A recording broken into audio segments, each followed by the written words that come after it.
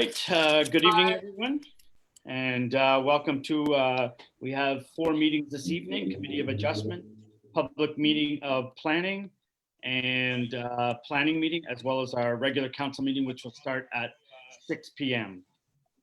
Sorry, 7 p.m. So we'll start with the Committee of Adjustment. Is there any disclosure of conflict of interest? Seeing none. Motion to accept the agenda. I have a motion moved by Councillor Noble, seconded by Councillor Madden, that the Council of the Township of North Glengarry accepts the Committee of Adjustment hearing of Monday, October 26, 2020. Any discussion on the agenda? Seeing none, all those in favor? Motion is carried. Okay, moving on to ratify the minutes. I have a motion moved by Councillor Wensing, seconded by Councillor Manley, that the Council of the Township of North Glengarry accepts the minutes of the Committee Adjustment hearing of Monday, August 10th, 2020. Any questions on the minutes? Seeing none, all those in favor of the motion? Motion is carried. Okay, so moving on to minor variance MV06-2020. I have a motion moved by Councillor Massey, seconded by Councillor Manley, that the Committee of Adjustment approve minor variance application MV06-2020 as submitted. Kasia, welcome. Thank you, Mr. Mayor. I will be sharing my screen with the presentation now. Okay, show windows. Okay, can you just confirm you're able to see the presentation? Yep. Yes, we are. Okay, thank you.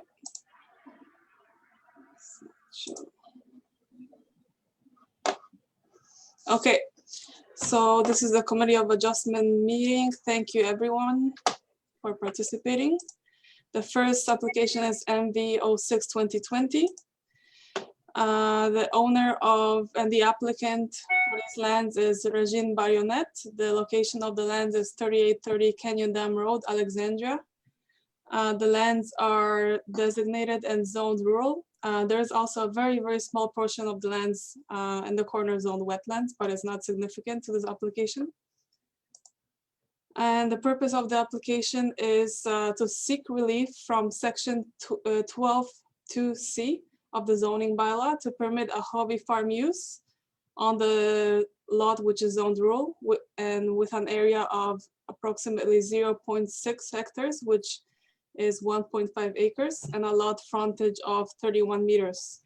Whereas the requirements of the zoning bylaw are 3 hectares for the area and 75 meters for the lot frontage required for the hobby farm. And the hobby farm use for this particular application will be limited to a maximum of 10 chickens, 5 goats, and 5 rabbits. So now you will see the subject lands located on Canyon Dam Road. So again, as I mentioned, it's about 0.6 hectares, 1.5 acres of lands, zone rural. Okay, so to discuss the 4 tests of the minor variance under Planning Act Section 45(1), the first test is, does the minor variance comply with the intent and purpose of the official plan? So the lands being designated rural district and the SDG official plan. The rural district designation permits agricultural uses, animal boarding, breeding, and training facilities. So therefore, this use does conform with the relevant policies of the official plan. The second test, does the minor variance comply with the intent or purpose of the zoning bylaw? So the Township of North Glengarry zoning bylaw, rural zone permits hobby farms up to 5 nutrient units. So below you will see what is being proposed for the minor variance. So relief of 2.4 hectares or about 6 acres for the required area for a hobby farm, and a relief of 44 meters, 144 feet for the lot frontage. And please always keep in mind that although it is proposed to be a hobby farm, it is limited to those numbers of animals that I presented. So the third test is is the minor variance deemed suitable and desirable for the surrounding area? So the proposed hobby farm use is to be limited to 10 chickens, 5 goats, and 5 rabbits. And this use will be contained within the existing shed on the lands. It's towards the back of the property, so west portion, very near to the woods. So given the very low number of animals, even despite of the quite large reduction in the permitted lot area and lot frontage, it can be considered suitable and desirable for the surrounding area. Okay, and then the final test is the proposed use minor in nature. So the proposed relief from the zoning bylaw requirements will generate minimal impact on the adjacent lands and dwellings, despite the reduction in the lot frontage and lot area requirements. The visual aspects will be mitigated by the location of the shed, which is towards the back of the property, where the animals will be housed, and towards the west end of the backyard near the woods. And this will also mitigate any noise or others which will be minimal to start with because of the low number of animals. So thus this minor variance can be considered minor in nature. Thank you. Okay, thank you, Kasia. I'll ask the members of the Committee of Adjustment if they have any questions. Okay, yes, Councillor Noble.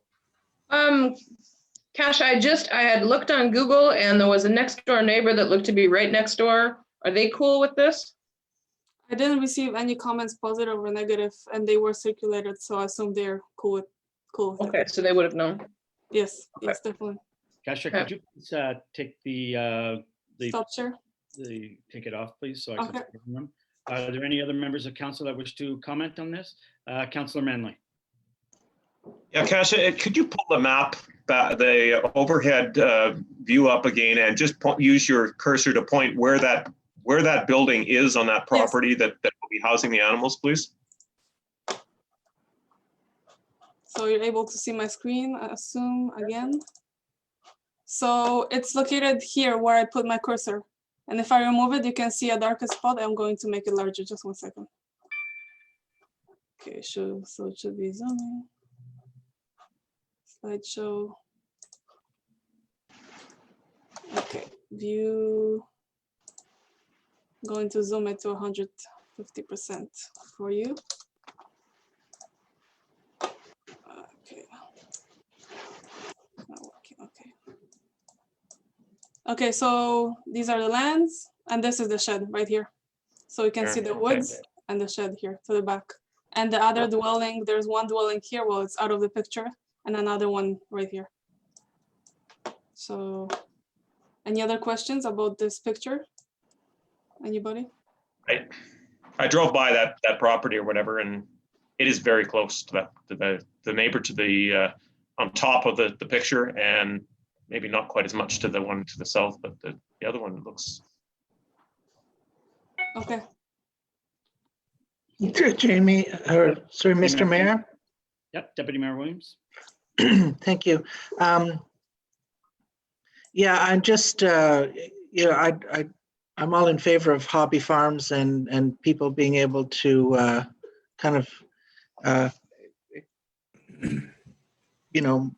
have small numbers of animals if it's appropriate and that kind of thing. I just a little, do you know, Kasia, is that property fenced in? I'm assuming they would have to fence it, and I'm just curious as to how close those animals would actually get to the property line. Down the line of what Councillor Manley and Councillor Brenda was saying, it's like I'm just worried about there being a nuisance factor there that we're then going to hear about after we approve this. Even though I'm in favor of it, I just want to make sure that we're not going to be creating a problem for the neighbors. I understand. So there isn't a fence currently, but it certainly can be added as a condition for the approval of the minor variance. So that could be addressed by directly adding this condition. Okay, well that's a good idea. Okay. Any Yeah, further- because Counselor Manley. There is no, between that property that's on top of the, our picture that we saw, there is no fence. It's wide open to the neighbor's Yes. backyard. Yes. So, and that building that's there or whatever, is it big enough to house all those animals? Do you think? Just the Uh, chicken, I think you said. She said it's 10 feet by 10 feet, so I'm not a specialist, but she said, Well, 10 feet by 10 feet, I'm sure you're not getting goats in there. Chickens. so another thing to consider here is that the applicant was also willing to have a smaller number of animals. For example, half the number of what is proposed, she will be happy with this. The number that is being proposed is the maximum, so the committee can ponder that thought as well. Counselor Madden. Two things. One, I noticed in the application, it stated 5 chickens, and then another spot it stated 10 chickens. I'd be a little more concerned about the goats and the rabbits. I'm not sure if people know about rabbits, but Yeah. 5 becomes start with 2. many Do more. tell, Counselor Madden. Lesson for later, Mr. Mayor. So really my question is, what do we have in the way of enforcement, or how would this be verified if we said yes to, even if we said yes to 5 chickens, what was it, 5 goats and 5 rabbits? How do we know that all of a sudden we're not going to end up with a menagerie that is going to cause a nuisance issue and cause an issue between neighbors? So as always, within the zoning bylaw for existing permitted uses or proposed permitted uses, it's by complaints. So that is always the mechanism. Okay. We don't go out there and check the uses on the zoning bylaw. Count the chickens. Would council be more comfortable if we cut the numbers in half? No, I'm comfortable with what they're proposing the way it is. I think we should give them a chance. And if the neighbors have concerns, they'll have an opportunity to bring them forward. And we can always add the condition about the fence if Yes. committee. Counselor Manley. Yeah, I would like to add the condition about properly fenced for the animals. But I'm wondering, so what happens, Kasia, if we get complaints from the neighbors about the animals? Can we reverse the decision? Or how does that work? Once it's permitted, it is permitted. You Right. cannot reverse the decision.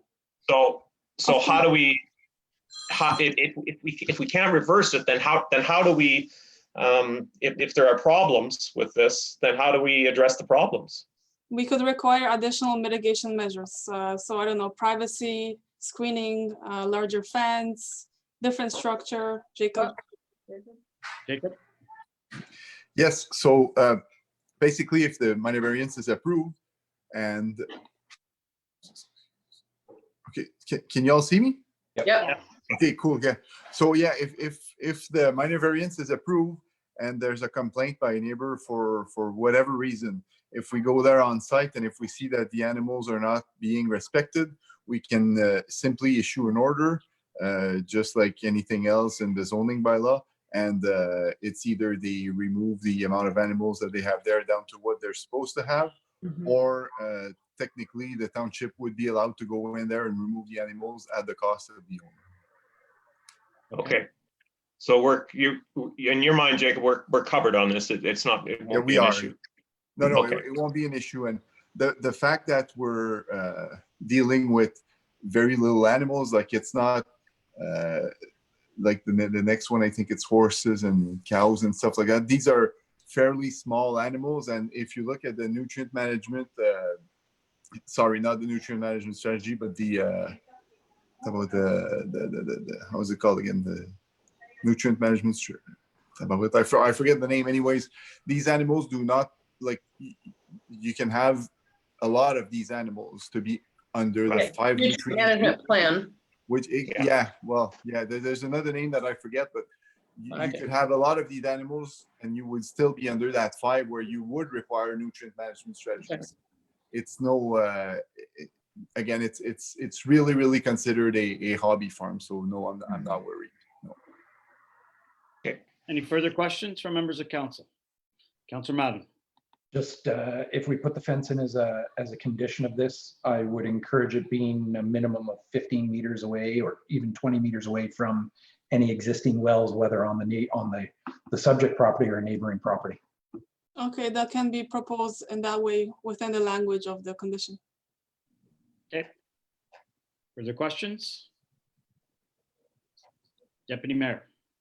Mr. Mayor, are we going to then defer this pending oh,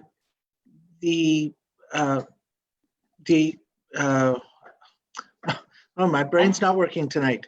The limits that are going to be placed, the fence? How does that work? Well, I think that we can pass it with what we've added in about the fence. And Okay.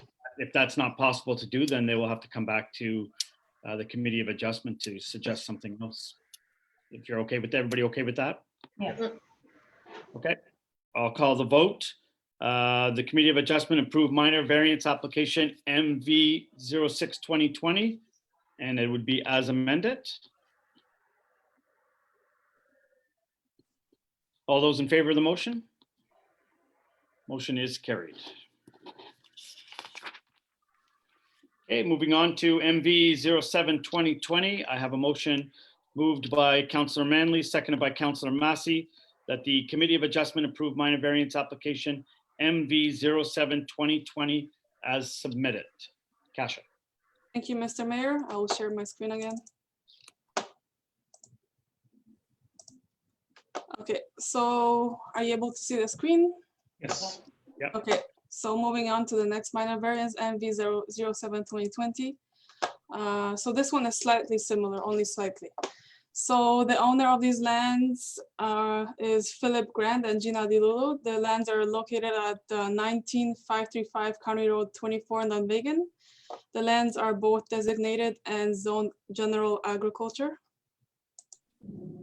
Okay, the purpose of the application is to seek relief from section 1112 2AI of the zoning bylaw to permit a small scale farm use on the lot with an area of 21.4 hectares, whereas a lot area of 30 hectares is required. So the small scale farm would be limited to a maximum of 60 chickens, 60 ducks, 10 horses, and 1 cow. So in front of you have the subject lands. They are just to the north of County Road 24 and to the south of Highway 417 with 53 acres of land.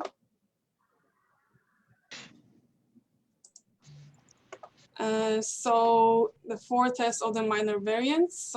First, comply with the intent and purpose of the official plan. So the lands are zoned agricultural resource lands, and all types of agricultural uses are permitted within the official plan. So therefore, the application does conform to the official plan. And then comply with the intent and purpose of the zoning bylaw. So our zoning bylaw, the general agricultural zone, permits agricultural uses. And despite the relief that is being requested from the zoning bylaw provisions, the proposed use being low in intensity with a limited number of animals complies with the intent and purpose of the zoning bylaw. So again, what is required for agricultural uses is 30 hectares. They have 21.4 hectares for a total relief of 8.6 hectares or 21 acres. That is the relief requested. So the third condition of the third test of the minor variance is that the application is deemed suitable and desirable for the surrounding area. So again, the proposed small-scale farm is to be to contain 60 chickens, 60 ducks, and 10 horses, and 1 cow. And this gives a total of 8 nutrient units. I did run some calculations for the MDS2 setbacks. So for 8 nutrient units, which will be the maximum permitted, the building where the animals will be housed, the MDS2 distance is 39 meters, and the required MDS setback from the manure storage is 139 meters. I looked at the air photo and then measured the distance to the nearest residential dwelling, which is actually to the south. And the distance to that dwelling is 340 meters. So we have more than double the required MDS. So this looks really good.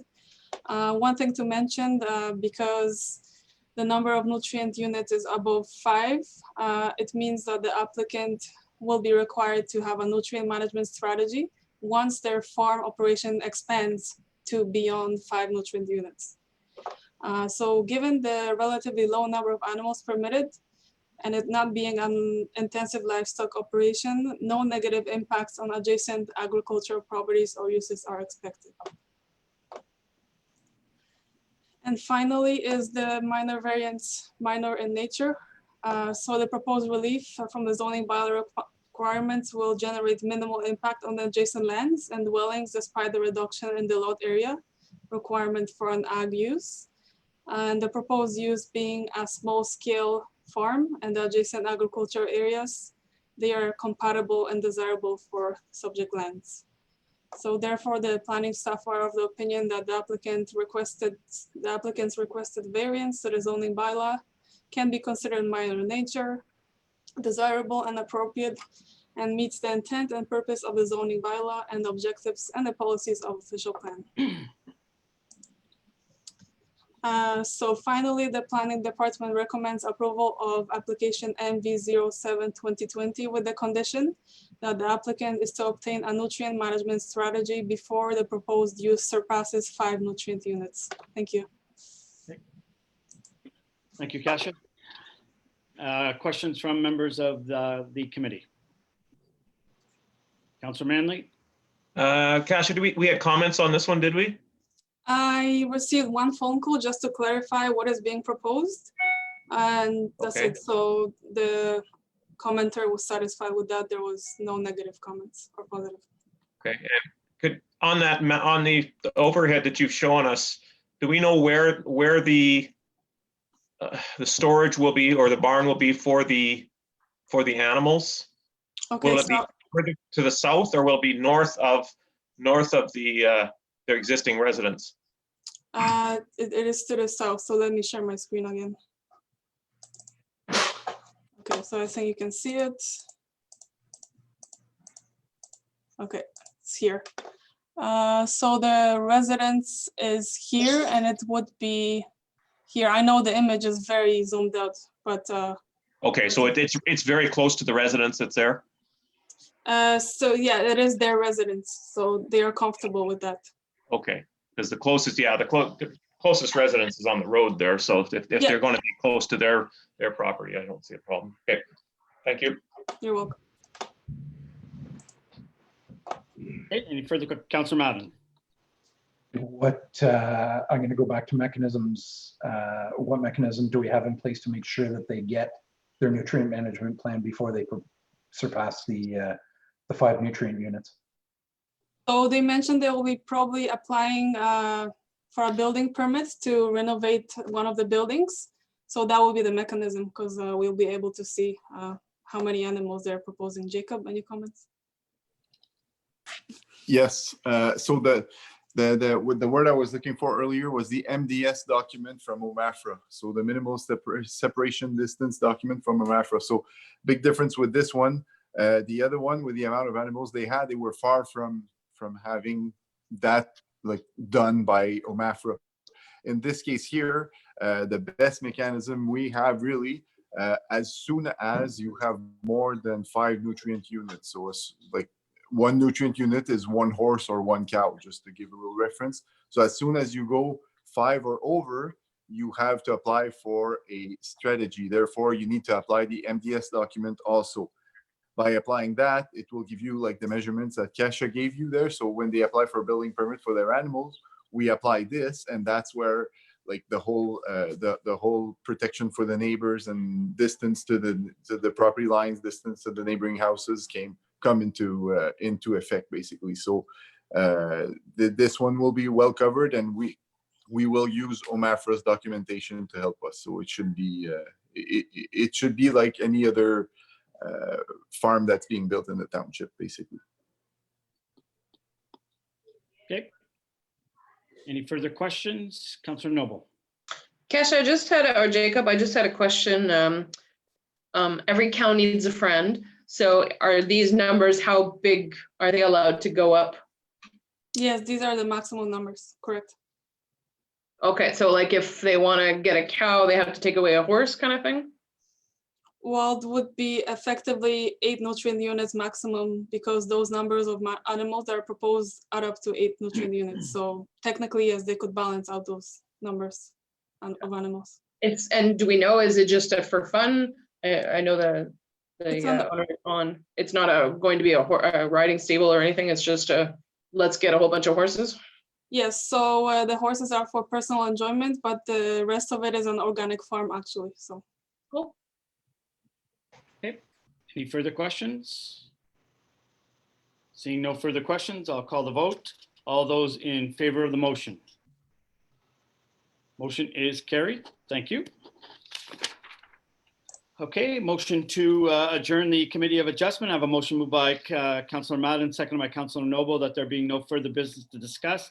The Committee of Adjustment hearing was adjourned at 6:56 PM. All those in favor? Motion is carried. We will move on to our next meeting, which is the public meeting of planning. Are there any disclosure of conflict of interest? Seeing none, accept the agenda. I have a motion moved by Councillor Madden, seconded by Councillor Noble, that the Council of the Township of North Glengarry accepts the public meeting agenda of Monday, October 26, 2020. Any discussion on the agenda? All those in favor? Motion is carried. Ratify the minutes. I have a motion moved by Councillor Manley, seconded by Councillor Wensing, that the Council of the Township of North Glengarry accepts the minutes of the public meeting of planning of Tuesday, October 13th, 2020. Any discussion on the minutes? Seeing none, all those in favor of the motion? Motion is carried, none opposed. Moving on to zoning amendments, Z09 2020. I have a motion moved by Councillor Massey, seconded by Councillor Manley. Oh, sorry, I don't have that. This is the public meeting, sorry. So Kasia, go ahead. Thank you, Mr. Mayor. I will be sharing my screen once again. Okay.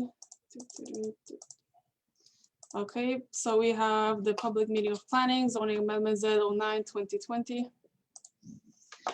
So the owner of these lands is James and Stacy Rowlands. The location is 7 Robert Street in Maxville.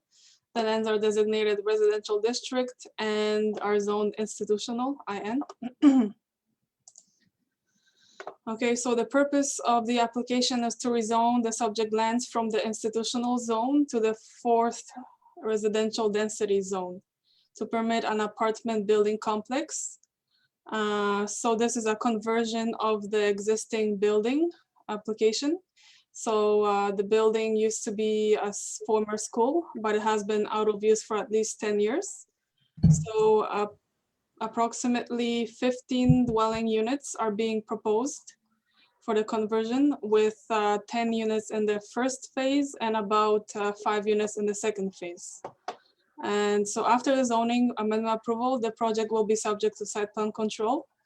And the applicants will also need to apply for a change of use permit to comply with the Ontario Building Code. So now you will see the subject lands. So as discussed, this is the existing school building. Approximately, if you follow my arrow, this will be the first phase where I'm circling, and this area will be the second phase. So again, first phase, about 10 dwelling units, second phase, 5 dwelling units. And this is the proposed site plan. So the delineation that I was circling there with my arrow. So you see the first phase with 10 units, and the second phase, this is not finished actually, but they are thinking of having 5 units there. So the setbacks comply with the zoning bylaw, so everything else looks good. But as I mentioned, the project will go through site plan control to make sure everything else is properly in place. For the provincial policy statement, it does comply with the PPS 2020, the conversion of the existing building from a vacant school building to an apartment complex will efficiently redevelop the use on the subject lands. So the lands have been underutilized for about 10 years. And the existing building is an appropriate site for redevelopment since it had been underutilized for many years. And it is fully serviced by municipal water and sanitary systems in addition to the existing well on the lands.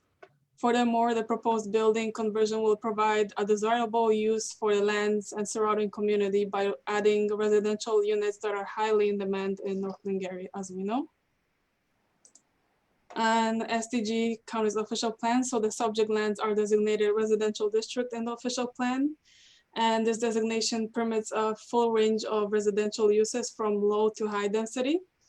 Therefore, the proposed conversion does comply with the official plan. And finally, the Planning Department does recommend the approval of application 09/2020. And I received one positive comment about this development. Basically, the adjacent neighbor was very supportive of this conversion of a vacant building. Thank you. Thank you, Kasia. Questions from members of council? I mean, I think we can wait. This is just the public part. So do you want to ask questions now, or do you want to wait and we'll just do it when we get to the regular planning meeting? Whatever. Okay, I would ask 3 times if anybody has anything to say, but there is nobody unless the proponent has something they would like to say. No. Okay. We'll adjourn this meeting and move into our planning meeting. I have a motion moved by Councillor Massey, seconded by Councillor Manley, that there being no further business to discuss, the public meeting was adjourned at 7:02 p.m. All those in favor? Motion is carried. Okay, we'll move on to the planning committee meeting. Any disclosure of conflict of interest? Seeing none, we have accept the agenda. I have a motion moved by Councillor Madden, seconded by Councillor Noble, that the Council of the Township of North Glengarry accepts the planning committee meeting agenda of Monday, October 26th, 2020. Any questions on the agenda? All those in favor? Motion is carried. Ratify the minutes. I have a motion moved by Councillor Massey, seconded by Councillor Manley, that the Council of the Township of North Glengarry accepts the minutes of the planning committee meeting of Tuesday, October 13th, 2020. Any questions on the minutes? All those in favor? Motion is carried. Zoning amendment Z09/2020. I have a motion moved by Councillor Wensing, seconded by Councillor Manley. It is recommendation of Planning Department that application Z09/2020 be forwarded to the Council of the Township of North Glengarry for further consideration and approval. Okay, so this is the what we just heard. Deputy Mayor Williams, you had a question to start? Yes, thank you, Mr. Mayor. I think this is a wonderful application. As Kasia said, this former St. Bernard School has been vacant for some 10 years, and it's wonderful to see it being repurposed. I just had one question, Kasia, because we saw 2 different plans. One was just the overview of the site, and then the other one actually showed what the units are going to look like. And one of them, it looked like the parking was out front, and then the other one, it didn't show any parking. I'm just curious. So this is the proposed site plan. It's not the final one, but this is preliminary. So there will be parking spaces here at the street front, and then there will be parking at this edge of the property line. So some here, between the entrance to the units. Okay, I was wondering if that was parking. Yeah, as well here. Yeah, both sides of the building. There's parking here too. Okay, yeah. Thank you. I was just curious. You're welcome. Councillor Massey. Yes, it is. It is great news for Maxville and North Glengarry. That was one of our goals when we brought water to Maxville to hopefully get development there. I saw that there were trees on the plan, Kasia, like on the where the units were going to be, like near the parking. There were trees there. So I know in Alexandria, we had recommended that the developer of, well, where the old arena was, would plant some trees in between, like to act as a buffer between the building and the building and the road itself. So is that possible to add just a recommendation, or, you know, just, I see that there are trees near the parking, but I don't know if they're there already, but it would be nice if the owner would plant some trees there to add to the decor or whatever. Yes, definitely. So as I mentioned, we'll be coming back to council for site plan control. So it more often happens at site plan control that these types of elements are required or suggested by council, but definitely we will take this into consideration. And the fact that they already sketched it in there is a positive. They're already thinking about it. Perfect. Thank you. Perfect. Any further questions? Councillor Wensink. Just wanted to echo Karma and Councilman Jacques' comments about this being an excellent project. The housing is very much needed. It's wonderful to see something done with a deserted building. So it's a great project and I'm happy to support it. Thank you. Any further comments or questions? All those in favor of the motion? Motion is carried. Thank you. Okay, that concludes our planning committee meeting. I have a motion moved by Councillor Manley, seconded by Councillor Wensink, that being no further business to discuss, the planning committee meeting was adjourned at 7:07 p.m. All those in favor? Motion is carried. Okay, and we will move right into our regular meeting of council. As soon as I get out the motions. I'd like to welcome everyone to our regular meeting of council. Welcome to all members of council, staff, and everyone that is participating on Facebook. I will call the meeting to order. Are there any declarations of pecuniary interest or the general nature thereof? Okay, seeing none. Accept the agenda. I have a motion moved by Deputy Mayor Williams, seconded by Councillor Massey, that the Council of the Township of North Glengarry accepts the agenda of the regular meeting of council on Monday, October 26, 2020. Any discussions on the agenda? Yes, Madam CAO, are we adding something to the agenda? Yes, we're adding COVID under community services, item number 4. So under item number 4 will be D, which will be COVID. Mr. Okay. Mayor? Yes. Mr. Mayor? Yes, And we're pulling an item up from the consent agenda as well. that's right. We'll bring that up once we get to the consent agenda. Very good. Thank you. Okay, I have a motion moved by Councillor Williams, seconded by Councillor Massey, so that the Council of the Township of North Glengarry accepts the agenda of the regular meeting of council on Monday, October 26, 2020, as amended. All those in favor? Motion is carried. Adoption of the previous minutes. Motion moved by Councillor Massey, seconded by Councillor Noble, that the minutes for the following meetings be adopted as circulated. Regular meeting of council, October 13, 2020. Committee of the whole meeting, October 21st, 2020. Special meeting of council, October 22nd, 2020. Any discussion on the minutes? Seeing none, all those in favor of the motion? Motion is carried. Moving on to delegation sorry, you're not moving that under 4D, you're more moving it under Community Services Department, right? Yes. Yeah, okay, number 4 there, sorry. Okay, under delegations, we have Steve Greaveson from IHA. Welcome, Steve.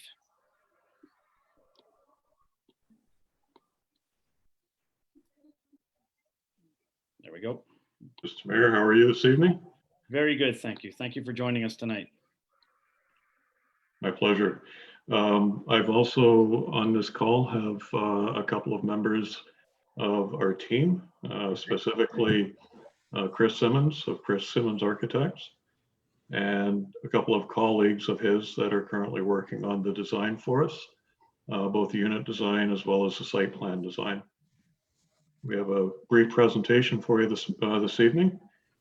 And how formal would you like this to be? This was meant simply to be an informal presentation. Is that what we're doing today? Yeah, that's fine. And then, sorry, was somebody talking there? No. No, okay, sorry. I'm getting feedback, I guess. No, go ahead, Steve, and if members of council have any questions, just please put up your hand and we'll see if we can get some answers. Thank you. Okay. Go ahead. Good evening, everyone. Nice to meet you, albeit virtually here. So the plan for the agenda this evening was to spend about 20 minutes or so to give you an update on IHA Canada, on our structure, give you an overview of what's happening with Glengarry Hills, the seniors village on the 49 acres that we've leased from the township, and also give you a brief update on Glengarry Manor, the long-term care facility and associated land next to the hospital and across the street from the village. I'm going to change the order of the agenda just slightly. I'm going to start with a presentation by Chris Simmons, Architects team, and give you an overview of what's happening with the village. Chris has a prior engagement and I'd like to be able to release him as soon as I can here, Chris. So I'll do a brief introduction. Chris is a very well renowned architect based in Ottawa, and I'm very pleased to say that he joined our team, Chris, about 9 months ago now. Can you hear me, Chris? Yeah, that's correct. Yep. And with that, of course, we got a whole team of professionals along with Chris that are assisting us with the design of the village and, of course, the long-term care facility and all of our projects for that matter. So I would like to briefly turn it over to Chris. Chris, did you have a few things you wanted to say to set the stage for the presentation by Scott and by Gabe? Sure, but they will be very brief. You know, we are, as a company, we're very much in alignment, parallel with the goals that IHA has with regard to, you know, solving a problem of seniors accommodation over a wide-ranging area, particularly here in Eastern Ontario. Our hope is to create a community which has a strong sense of place, that it promotes lively interaction between its residents and has good connections with the countryside and the town and the amenities around it. We're also very keen on environmental responsibility and sustainability, and very much appreciate the fact that IHA has taken on that as part of its mandate. We participated in quite a number of different environmentally advanced buildings, pioneering environmental buildings over the course of the company's history, and we want this one to push the envelope even more with regards to energy conservation and having a very low or zero carbon footprint. We're very glad that IHA's got an advisory board of different types of professionals and seniors groups that are giving us very positive or useful feedback on the designs that we're working on. And of course, they're not necessarily finished yet, but they are rapidly evolving, and it's a very fulfilling process. So we have images and so on, which Gabe Prost and Scott Hayward are going to share and explain. So I'll hand it over to them. I think one of them is going to be screen sharing. Yes, that's correct. Okay. Is that possible? Yeah, we can hear you, Scott. Thank you. Okay.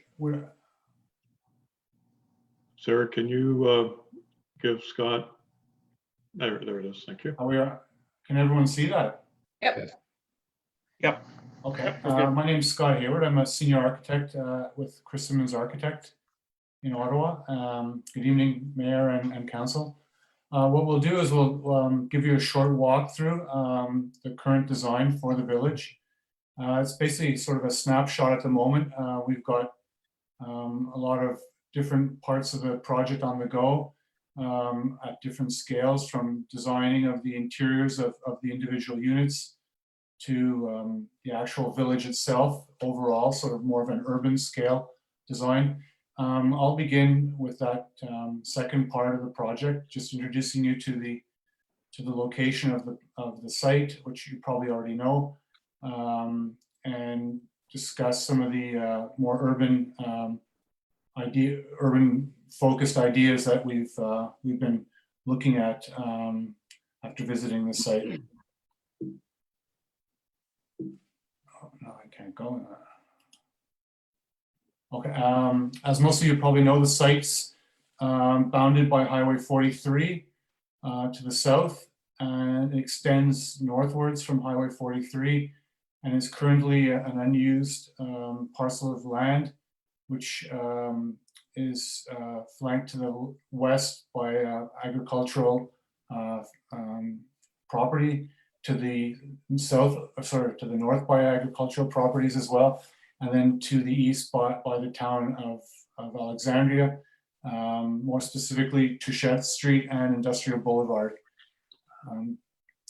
The property is directly across the street from Highway 43, or from the Glengarry Memorial Hospital, across from Highway 43. And we're hoping to create a strong sort of relationship between the existing hospital itself, a long-term care facility, which is going to be located there, and the seniors village to the north.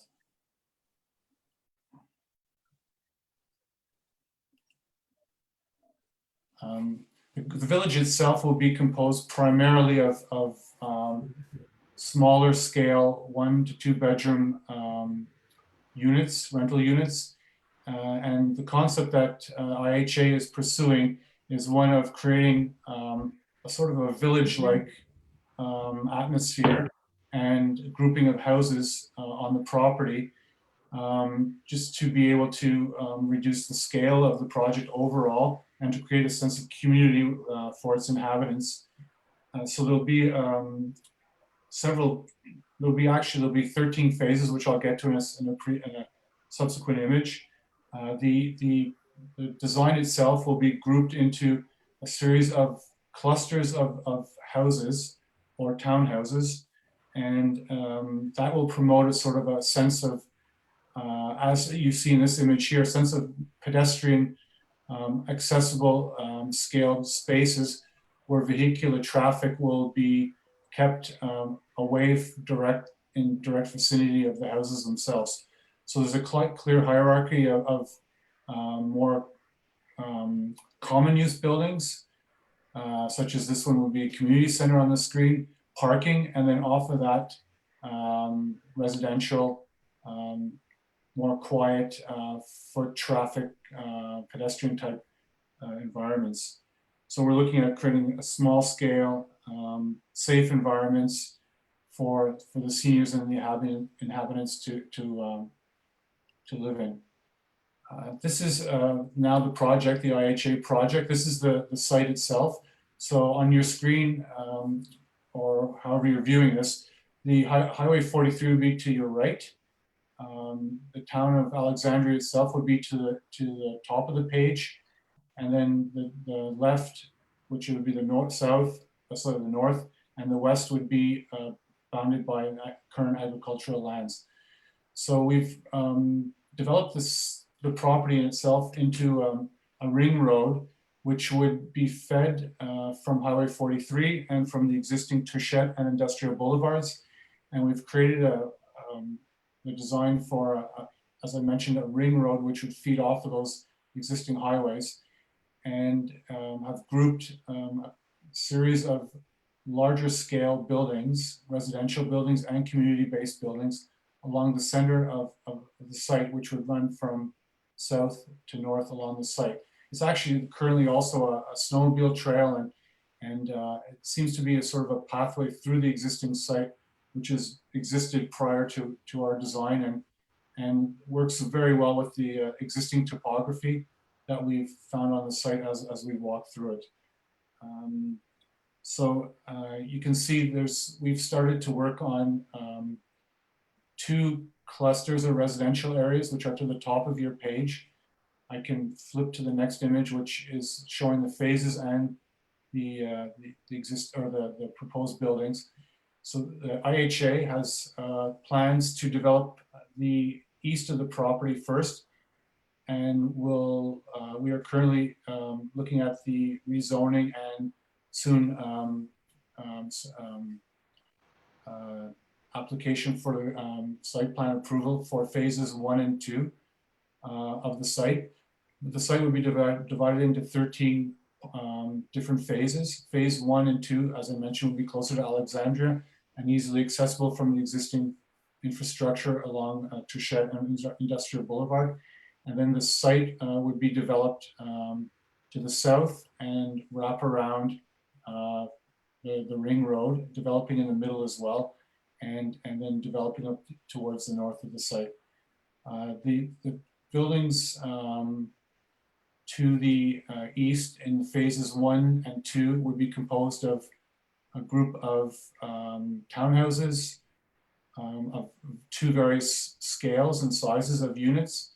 There would also be single units themselves, and then there would be groupings of semi-detached or 2 houses together in those first 2 phases. The additional phases, as you see, would be developed similarly with this mixture of different housing types arranged around clusters or centers of more open green spaces or community spaces. We'll get to this a bit more detail in a moment, but each cluster will be, if I can just show you here, which is actually a very good image,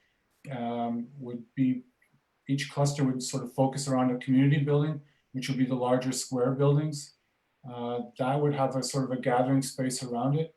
And then each phase would then have 2 smaller clusters, which would each have its own individual smaller scale outdoor green spaces. So we're offering as much of we're offering as many opportunities for various different size exterior spaces for the interaction of the community which will come and move here.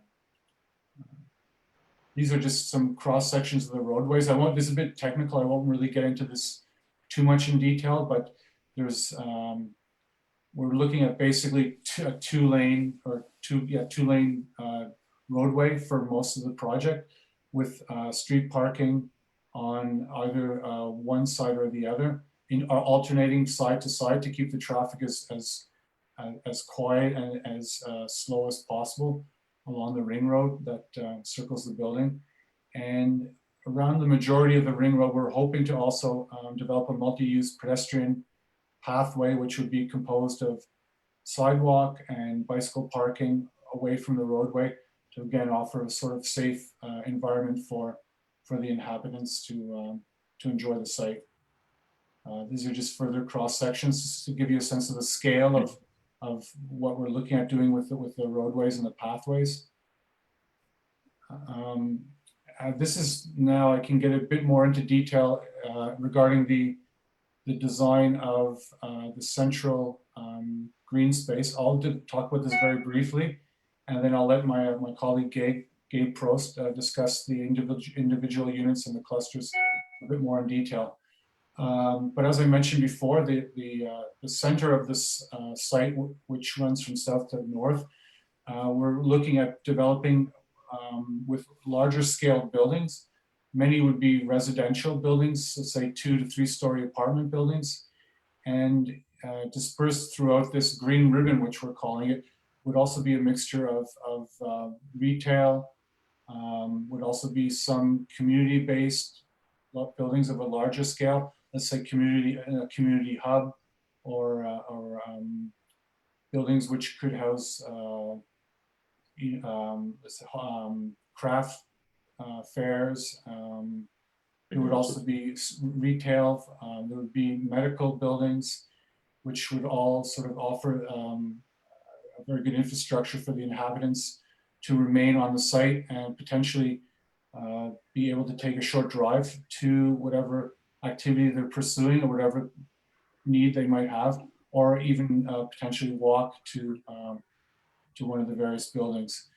So this drawing actually shows very well. The green ribbon would be sort of a central spine which would run through the site, connecting the hospital to the landscape to the north, and be primarily a green space with different types of vegetation, which we're looking at doing with sort of a low impact type of vegetation, plant materials which would be native to the surroundings. So type, grasses, native trees, as much low impact development as possible. So water falling on the site would collect and drain naturally. There wouldn't be any, there'd be bioswales and other environmentally friendly features to this central area. In the center of the site, where my cursor is, I don't know if you see it, we're looking at potentially creating a larger scale outdoor space, which could house outdoor theater or fairs or markets, whenever, as potential uses.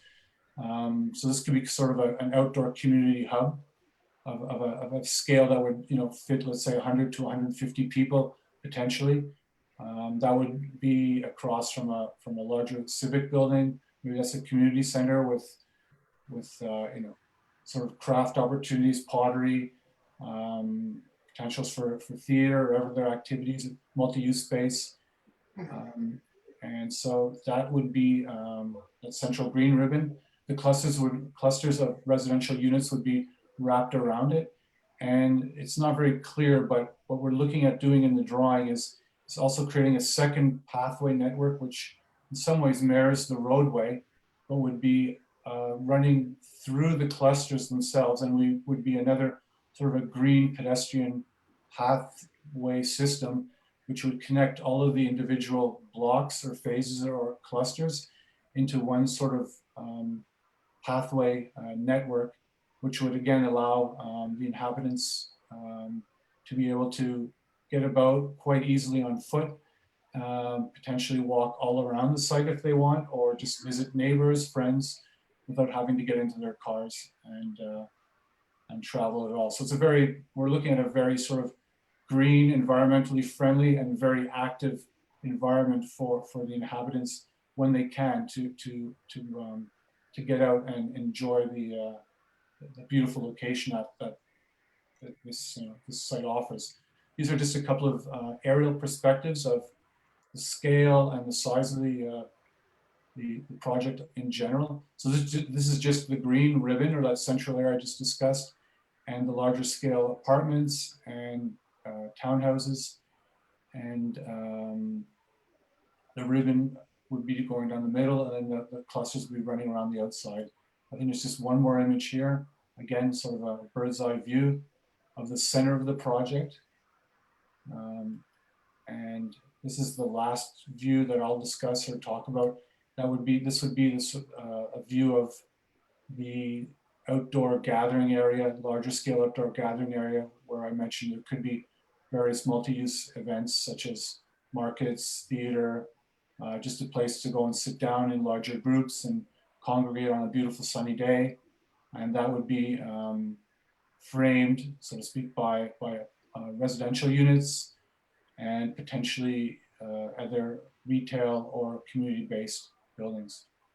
So as I mentioned, I'll leave it at that and pass the baton on to my colleague, Gabe Prost. Thank you very much. Very much, Scott. Chris, did you need to sign off? You're on mute. Chris? You're on mute. I think he's speechless. Well, I've got it. I found the button. All right. Thanks very much. And I'll let Gabe and Scott answer questions. I know we've got some exciting stuff to keep Should on we just- showing here for a Should we couple just of keep minutes. on going and let Gabe present the units, or? Yes, no, please. I'd like Gabe to, but I wasn't sure if Chris had to go. You had mentioned that you had prior engagement. He's gone. Thank you. Okay, Thanks, thanks. Scott. All right, Gabe. Great. Good evening, everyone. My name is Gabe Prost. I am also a senior architect working with Christopher Simmons Architect. We're switching scales now briefly to zoom in a little bit on the clusters. And the bird's eye view of the cluster idea is based on the concept of pocket neighborhoods. And the idea behind that is to basically look at a new way of doing a suburban development that focuses on outdoor open space between units. So instead of sort of a continuous large scale setup, we've got smaller groups of houses that share a shared open space amenity. So what we're seeing here is front porches and rear terraces. And the idea is that you enter and you leave through that space, and it fosters a sense of social inclusion. So people are seen by their neighbors and have ample space to be outside. So that's the real principle. And one way to accomplish that is, we are clustering the car parking as well. And that frees up this pedestrian zone between the units for vegetation and social interaction. Next slide, please. So that last image was looking at phase 1. And the images we're looking at right now on the lower half of the screen would be phase 2. And the upper northern half is phase 1. And what we're looking at is a variety of unit types. We have row houses of 2 sizes, both 1-bedroom units. And we have single detached units that have a carport. And we also have semi-detached units. And between the units, the spaces kind of push and pull to leave room for possible future public buildings or shared buildings, whether it be for gardening or community building. Next slide, please. Again, this is looking at phase 2 on the bottom of your screen and phase 1 at the top. So the white patches that are left as sort of blanks are placeholders for an anchor type of community space. So a shared common facility. And then off the main artery of circulation, we have the parking. And there's different concepts that can be possibly incorporated in the parking of possible electricity generation with photovoltaic panels on top is one of the considerations we're currently looking at. And you'll notice the scale between the buildings is fairly tight, right? It's more of a human scale for pedestrians rather than cars. So you get a different kind of village sense to something you'd typically see in an older, almost European development. Next slide. So briefly looking at the units themselves, this is a plan of what we're calling row unit type A, which is the larger of the 2 row units. The guiding design principles for the units are to create spaces of dignity that really focus on outdoor spaces. So for small units, giving the residents a lot of choice for either private or public interaction. So we have a large covered porch that can be a place, for sitting, for storing a scooter or a bike. And we have rear garden sitting areas with attached storage that could be used for gardening or just simply, following the sun during different times of the day.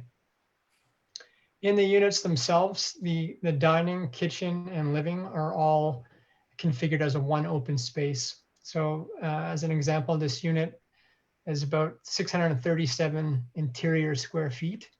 But by the clustering of that open space altogether and articulating higher ceiling areas, they're very generous feeling units for the size. In addition to the living, kitchen, and dining, there's one bedroom and a bathroom. And a guiding principle in all the unit types is adaptability. And what I mean by that is the population targeted is going to age in time. And these units allow the adaptability of going to a full barrier-free setup. So that would mean wheelchair accessibility in the bathrooms and the kitchens. So the bathrooms are intentionally oversized with the ability to take down partitions and accommodate wheelchair turning radiuses, etc., as needed by the residents. Next image.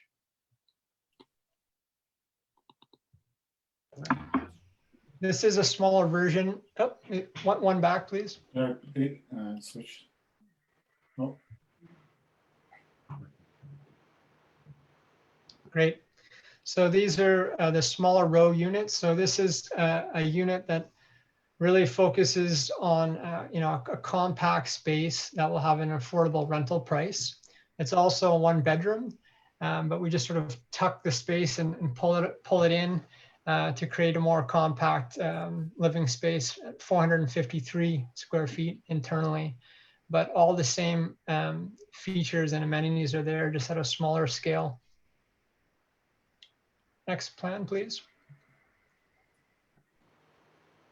The semi-detached units follow the same principle of a generous kitchen, dining, living room that's combined, front porches, and the rear garden sitting areas.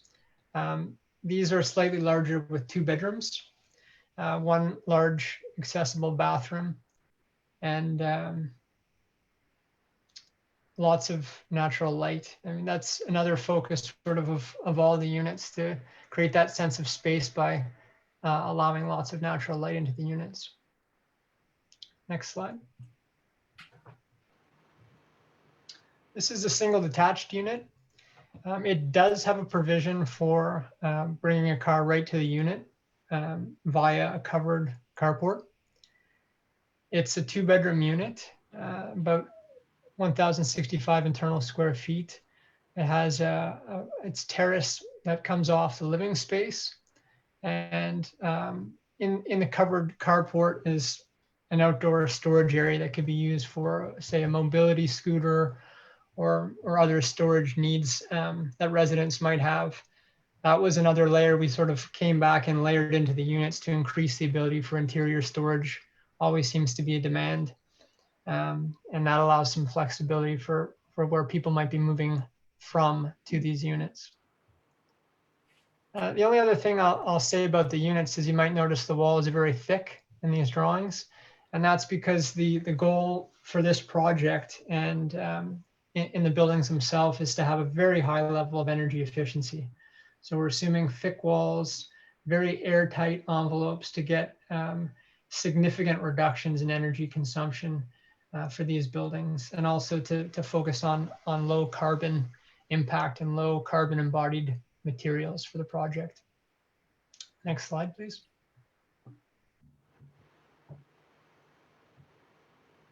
So we'll just end briefly on a few perspective views that really are meant to convey a bit of the character of the space and the sense of being in the village.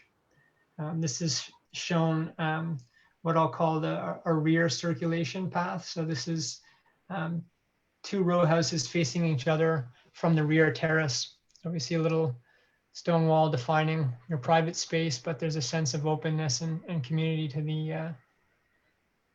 the area.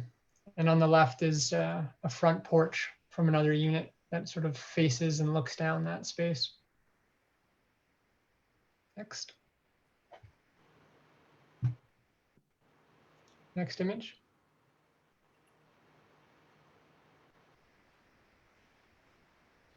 This is a view taken from one of the front porches. So this is the opposite condition of back one.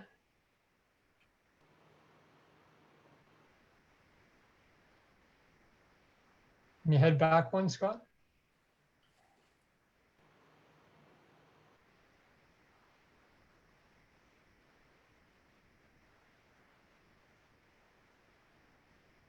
Thanks. So this is also a cluster of row houses facing each other. It gives a sense of the intention for the landscaping and the sense of social interaction opportunities of seeing your neighbors and having that sense of community. You see some of the elements we're considering architecturally in terms of how with small unit spaces we can bring in light and create a sense of space with the dormers that project, and looking at sort of lively expressions of color to sort of give some pop and sort of a fun intensity to the units. Next slide.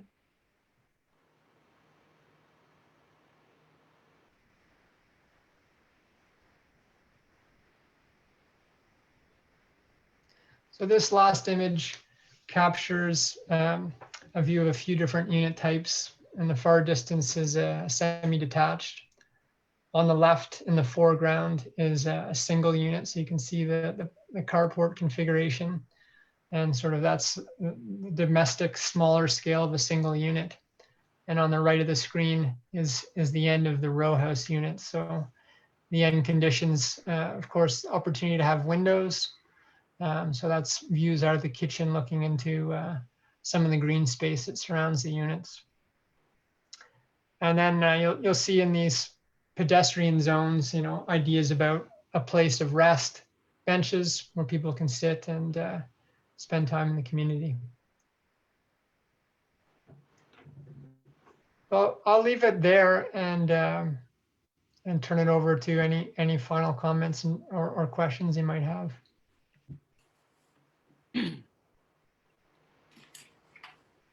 Thank you very much, Gabe and Scott, both of you. Does anyone have any questions for them before we let them go here? Anybody from members of council have any questions? I can't see everybody, so Councillor Massey? Yeah, thank you, Mr. Mayor.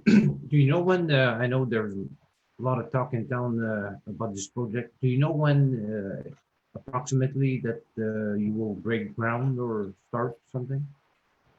We're intending to break ground this coming spring, assuming that we can get all the approvals we need. I'm hoping that we'll see construction start during the summer. Just one more, Mr. Mayor? Yeah, go ahead. And also, like there's a lot of, I think, demand or excitement about it. Are they going to be like units for sale prior to the completion of the project, or? Yeah, they're not, none of the units will be for sale. We're only going to be renting them. Okay, thank you. Thank you. Couple of questions. Thank you. Any further questions? Mr. Mayor, I don't know if you can see me. Yep, go ahead. Thank you. Thank you for the presentation. Obviously a lot of thought has gone into this. I love the walkability and the focus on sort of green space and being able to live outdoors with your neighbors and that kind of thing. I think it's really a great approach. I do have a question about, we do, after all, live in a northern climate. I see some of your units have the carports. I'm just wondering, because this is going to be designed for an aging population, whether the distance to the parking will be a challenge for some.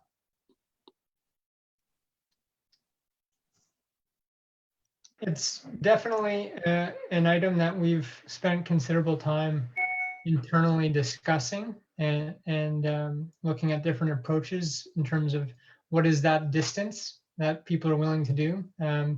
Some of the input we've had is, well, we want to keep people walking as long as they can within reason. So at this point, there's an assumption that the parking itself would be covered, and it's clustered so that basically you have parking areas closer. I mean, if you look at the little hand that's moving, for that one phase 2, there's 3 parking areas to serve that. So if you sort of follow, options from walking there, we've reduced it so that it's a shorter distance. break it down into that scale. Thank you. We've also had some discussions with people who work quite a bit with the aged and similar projects. And they were actually, we were thinking that was going to be a big issue. They were actually saying sometimes the best thing you can, within reason, the best thing you can do is provide opportunities for people to walk, right? Give them reasons to walk, whether it's to the car or to a friend's. Like the worst thing is to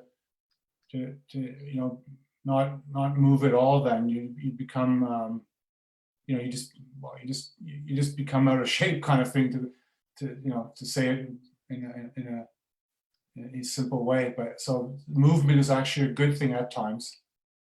I think everyone's still considering how to keep the pathways clear in the winter, even though they may be short. But that's something, with covered parking and potential strategies for keeping the pathways clear of snow in the winter and ice. We'll offer that opportunity for short distance walks to either the car or to other amenities. Okay, thank you. Any further questions, Councillor Madden? Gentlemen, thank you very much. Just a couple of things about winter as well. I noticed on some of the designs you've got sloped roofs coming down to flat roofs.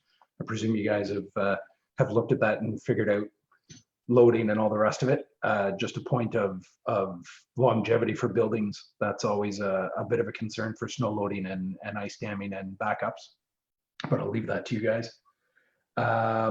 Also, to go back to the pathways and winter, I'm wondering about storage for snow and moving snow and making sure that you've got that figured in as far as where it all goes and how much space you need for it.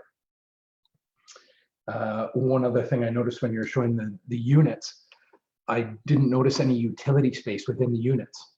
So things like either HRVs or hot water tanks or furnaces, depending on how you're looking at servicing these. I'm curious where you're looking at fitting everything in.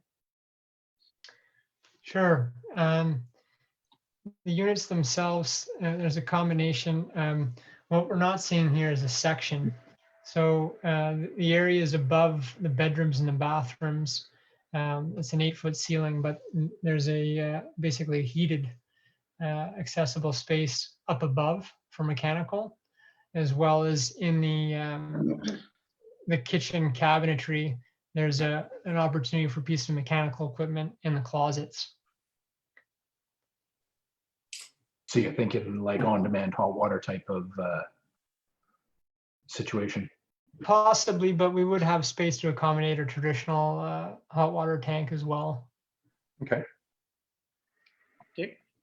Questions? Any more questions? Councillor Noble. I apologize if you did go over this near the beginning. I had some four-legged friends visit me. I wondered if you had an area of communal living for dementia or that kind of potential client. Like I remember whether it was in the original presentation or some presentation along the way where we heard about, floors with sensors or beds with sensors, room with sensors, so that patients couldn't get away on you, kind of thing. And I wasn't sure if that was still in this plan or another phase, or if that was just my imagination. No, definitely. All of those considerations are in fact being designed into the village. The larger buildings that you saw in the site plan layout actually would be most appropriate for that type of application, where we are dealing with seniors with dementia progressively. We've been part of the advisory group that we've been using actually is very much in favor of the types of layouts that we've come up with. And in addition to the layouts, we're partnering with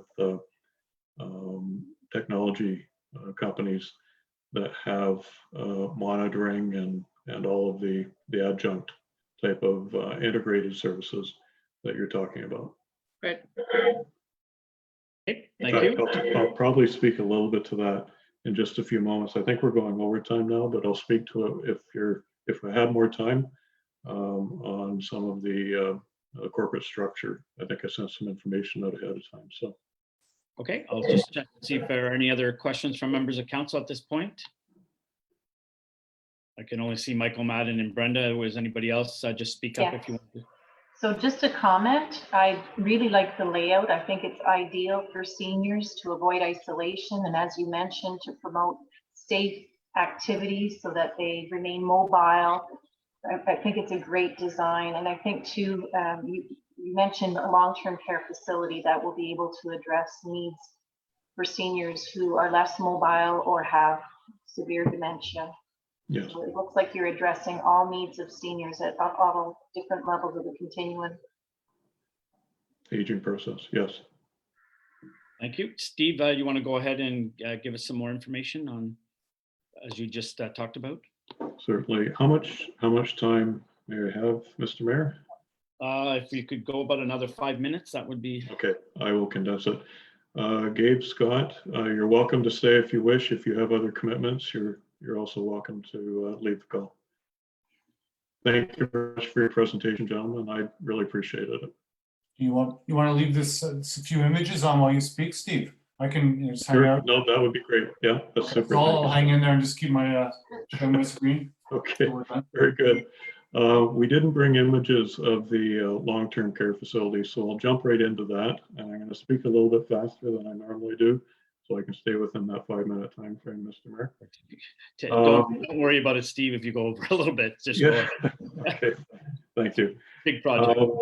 So I know some of you are aware of what's been happening across County Road 43 at the hospital. We do have a severance application in for that land, have had it in for actually quite some time now. We're about to go through the hearing process within a couple weeks, and then there's a 20-day wait, and then we hope to have that severance complete, I'll say by the end of November, and I'm hoping I'm not being overly optimistic there. Applications for 96 bed licenses, went into the ministry jointly with the hospital back in June. They've sent some questions back. We've been responding to their questions, providing more information to each request. And as of last week, there is now a letter of intent, an LOI that has been executed between the hospital and IHA. So that's for the 30-year lease of the facility. Now we're just waiting for the approval of the 96 bed licenses, and then we can start to proceed on a fast track of getting the facility started and get it occupied within about 1 year of start of construction. So that's underway right now. Any questions on the long-term care? Any questions from members of council?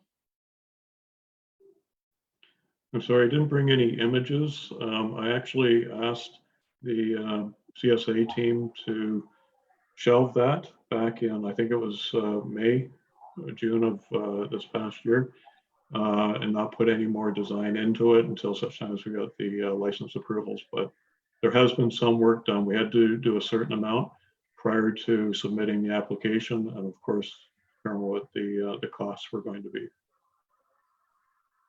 Okay, are there any questions on the long-term care side? Following the long-term care, we will be as well developing 2 additional buildings for assisted living.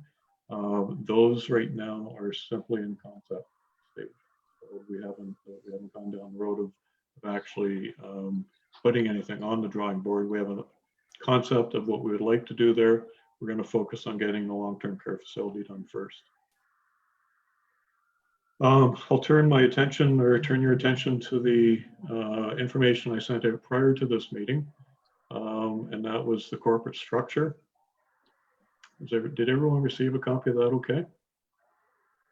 Yeah. Maybe I'll open it up to questions so that I can answer any questions that you might have had when you had a look at that when you scanned it.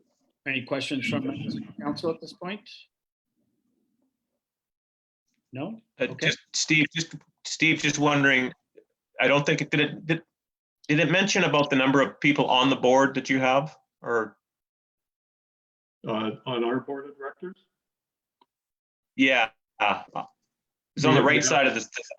I don't have it up in front of me, so I can't. Yes, we have five directors on our board. 5 directors. Okay. All right. Thank you. And they're not the same directors that we had or that we currently have. I'm in the process right now of appointing 5 new directors. We had the original directors that were with IHA from its formation. We just completed our first round of subscription financing this past month, and the team from Modern Niagara was involved very heavily with that. So we have achieved our funding targets. And with that came a director position. So from Modern Niagara, we have one director nominated. I also have the managing partner for Norton Rose Fulbright, our new law firm. He's a director, and I'll announce the other 3, but again, very high profile individuals. And I'm really looking forward actually to working with them as we move forward. But brand new board of directors and very high profile individuals. They'll keep me in check. Any further questions from members of council? Okay, go ahead, Steve. A couple of things I did want to mention just as a sidebar.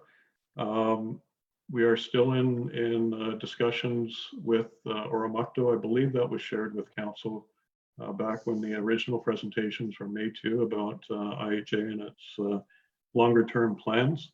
They're watching very carefully actually what we're doing with you, and not that they're holding back on it, but they're getting more and more excited as we continue to show them the progress that we're making with your site, or with your sites, actually.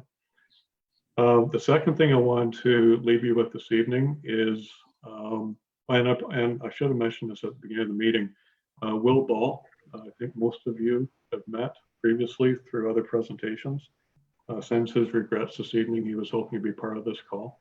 Unfortunately, he had to attend to a funeral in Toronto today, so he couldn't be with us. Will is still my COO, my chief operating officer for IHA. He does that part-time. And the rest of his time he's dedicated to a company that he heads up called Innovative Development Team, IDT. That's the engineering and development arm that used to be part of IHA and has now been separated out. And I've purposely had that done to ensure that we had absolutely no opportunity for conflicts of interest.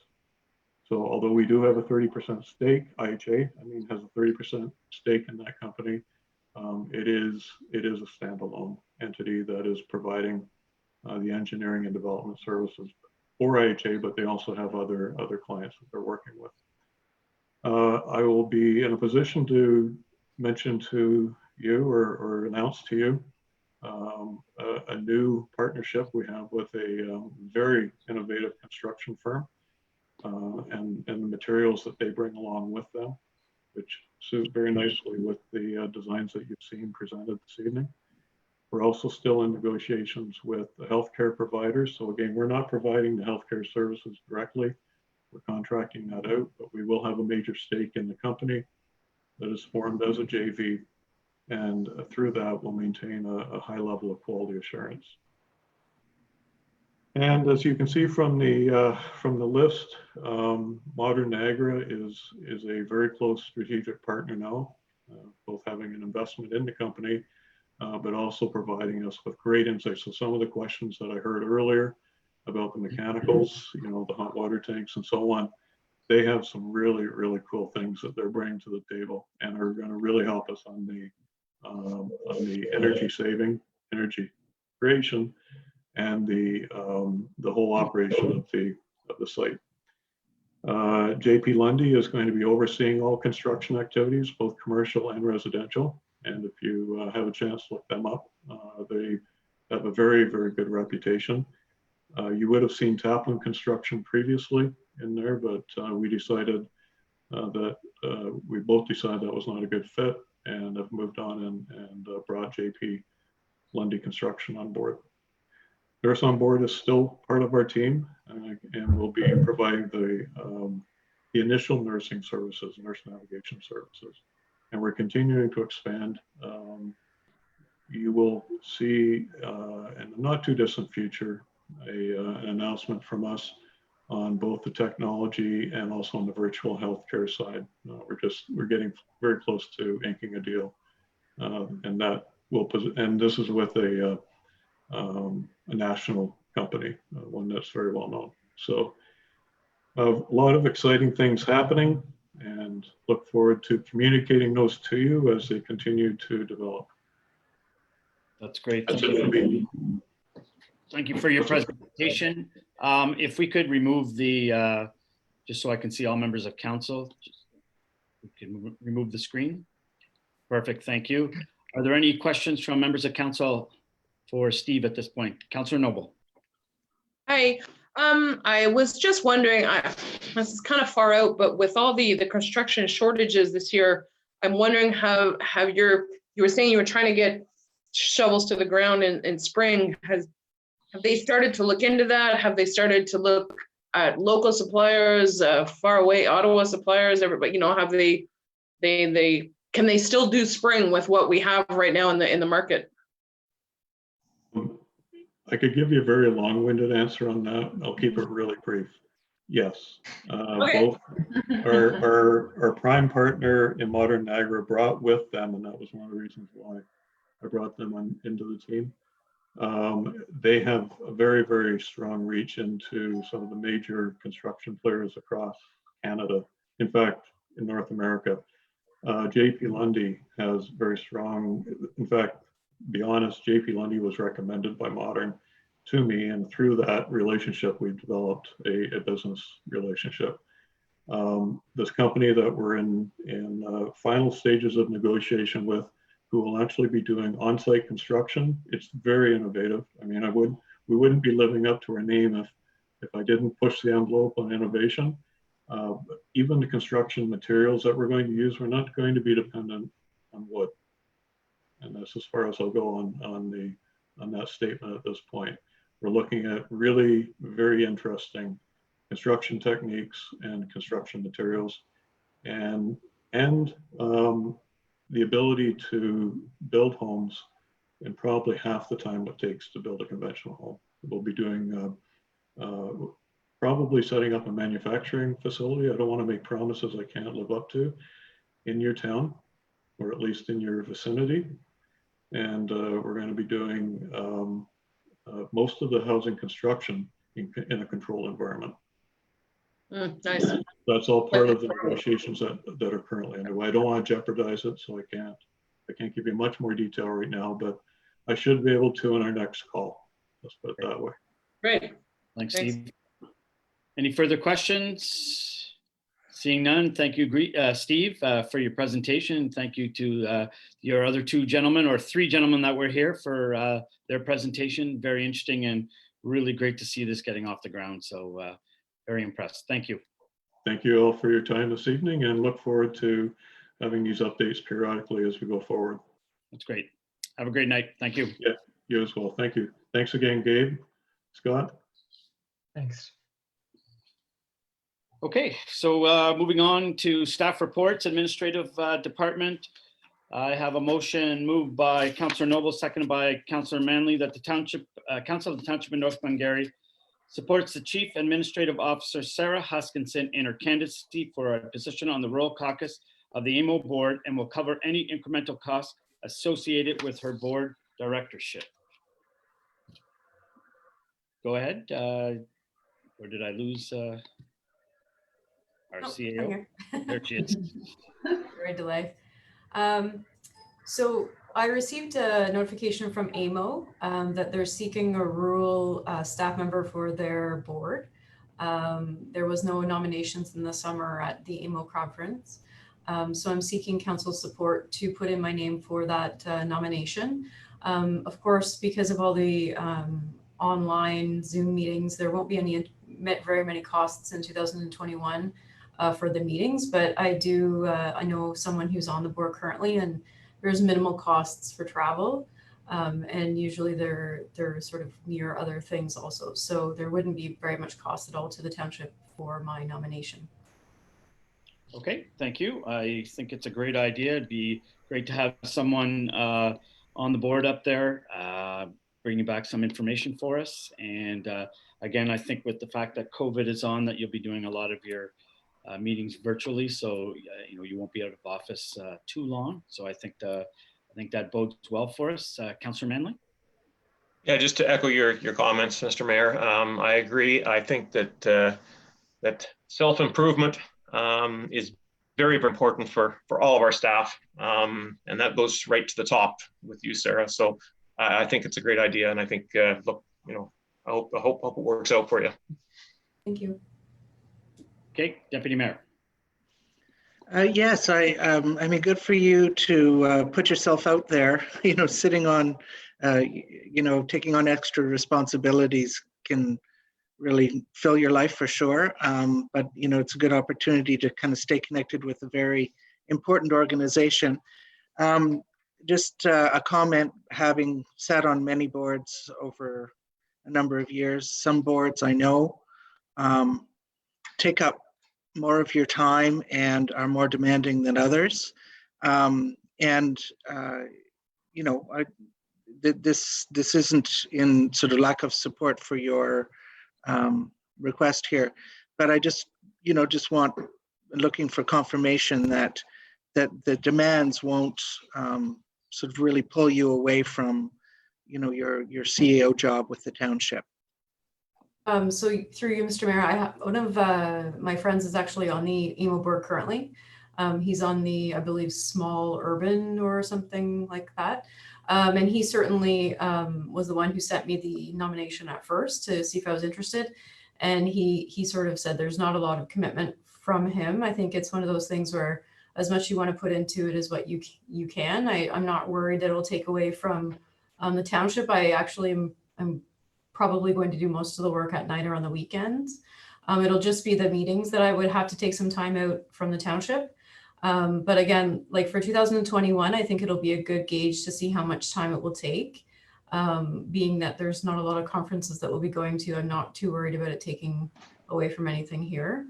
And I certainly do have a good senior staff to sort of keep the STIP ashore on the days that I'm not here. So thank you. Good luck. Councillor Madden. Just a quick question. How many years is this a commitment for? I'm just curious. I believe it's a 2-year term, Mike, but I can double check that. Just curious. I think it's 2 years. I'm not sure that it's longer than that. Okay. Mike, it's like being, president of the chamber. It's just for 1 year, but it ends up being 10. Okay, so we've heard the motion. All those in favor of the motion? Motion is carried. Thank you. Moving on to Community Services Department, approval of the development and marketing strategy. I have a motion moved by Councillor Manley, seconded by Councillor Madden, that council receives the staff report number CS 2020-22 and that council adopts the North Glengarry development and marketing strategy. Welcome in. Thank you, Mr. Mayor. So the development and marketing strategy was brought to the Committee of the Whole at the October 21st meeting. And we're actually bringing this report now to council with a minor modification where we added a caveat to the growth statistics. And as you know, this is a report that is going to be able to guide us in our future endeavors. So we're asking for council's approval on this report. Thank you, Anne. Any questions from members of council? Seeing none, all those in favor of the motion? Motion is carried. Thank you. Approval of bylaw 41-2020, extending the community improvement plan. I have a motion moved by Councillor Madden, seconded by Councillor Wensink, that council receives staff report number CS 2020-23 and that council approves bylaw 41-2020, extending the community improvement plan until December 31st, 2021, and that bylaw 41-2020 be read a first, second, third time and enacted in open council this 26th day of October 2020. Anne?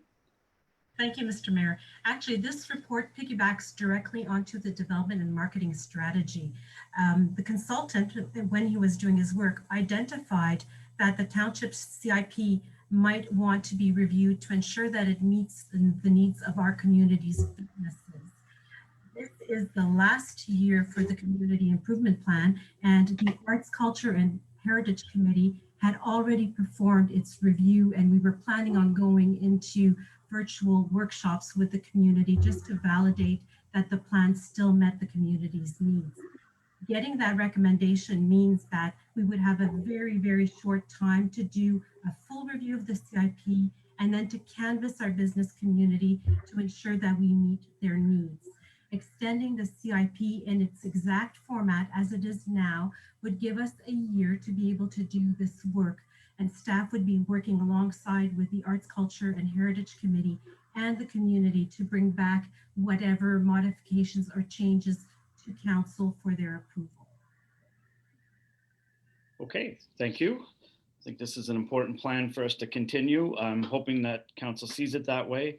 You know, we've had a lot of hard work from Deputy Mayor Williams and Councillor Manley on this, and as well as Councillor Madden has been sitting on that committee for a while. So I look forward to this continuing. Are there any other members of council that wish to ask a question? No? All those in favor of the motion? Motion is carried. Bylaw 43/2020, amending user fees and charges bylaw for recreation fees. I have a motion moved by Councillor Winsing, seconded by Councillor Massey, that the Council for the Township of North Glengarry receives the staff report number CS 2020-24, and that the Council for the Township of North Glengarry receives bylaw 43/2020, being a bylaw to amend the user fees and charges for the Township of North Glengarry, and that said bylaw be adopted, and that council instructs the clerk's department to start the notification process regarding the changes. Anne. Thank you, Mr. Mayor. Well, as council knows, COVID has greatly impacted our recreational facilities and as well as the use of certain of those platforms in the facility. And can you speak up a little? It's hard to hear you. Sure. Thank you, Ms. Deputy Mayor. As council knows, COVID has greatly impacted our recreation facilities as well as different platforms in those facilities. We've seen a temporary change of the Maxville Sports Complex over to a multi-purpose surface, and we're going to be monitoring the use of that. But one of the facilities that has been really greatly impacted is the Dome, and that's at the level of the turf. So what staff is proposing to do is that on open hours of the turf, we would offer a $5 drop-in to a maximum of $40 per hour for the turf. And we're also taking advantage of this opportunity of bringing a modified fee structure to transfer this fee structure onto the Maxville and District Sports Complex multi-purpose surface. So council will see the different numbers are reflected on the two tables. Instead of offering primetime hours at $111 per hour, including HST on the turf, which is the maximum rate we charge, we'd be dropping that rate to $5 per person to a maximum of $40. The Dome is being operated, there's staff there, it's just there are no users there, and we're hoping by discounting the fee that we'll be able to attract more individuals into the facility. So, and as mentioned, we'd be flipping the fee structure over to the Maxville and District Sports Complex.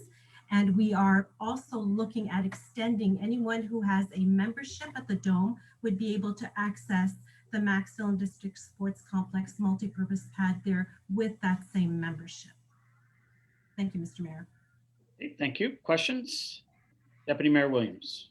I'm just a little confused here. I'm just looking for clarification on the rates. Oh dear, now I've lost it. With regards to, oh shoot, have I ever lost it? The rates that the track at the Dome are at. So you're proposing to reduce all of those rates to $5 a person or $40 max. So we're proposing to do that for the turf surface only. Presently, a drop-in at the track is $7 if you want to walk the track, but most of our users purchase either monthly or yearly passes for those surfaces. Okay, so what I'm wondering, I'm just trying to get it back in front of me. Oh, here we go. What I'm wondering is what the, so that the rates for the Maxville Sports Complex would be essentially the same as the other services at the Dome. Exactly, they would mirror that. But let's say if we had no one using the pickleball courts or the tennis courts, if someone wanted to use the surface, they could benefit from exactly the same price for the multi-sports surface. It would have the same price or the same price point as the turf does. So if you look at the rate schedule that's attached to the bylaw, you can see the first 4 lines indicate turf multi-sports surface. So basically, anytime there's an open hour, someone can call, find out that day if it's available, and they can drop in. Yeah, I'm sorry, I'm confused. So let's say on Friday afternoon between 2 and 3, nobody has booked the tennis court. No one has booked the pickleball court. I want to come in and kick a ball around with my children. I could call Jerome at the Maxville Sports Complex and say, Jerome, do you have any time? Jerome would say, yes, I'm open between 2 and 3. Then we would be able to rent the multi-sports surface for $5 per person to a maximum of $40. Instead of the person paying the rental for the whole surface. In the past, if you wanted to rent a whole surface, the least expensive price you would have paid would have been $59 plus HST. And that would have been for a school non-prime time.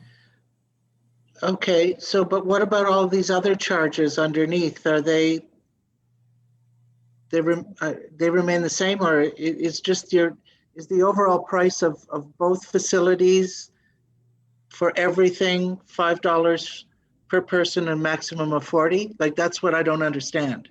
No, so every price has a category. The only thing that's been changed are the first 4 lines where you see the proposed temporary rate beside it on the schedule. So the other fees would remain the same. Okay. Yep, Councillor Manley. I don't get it.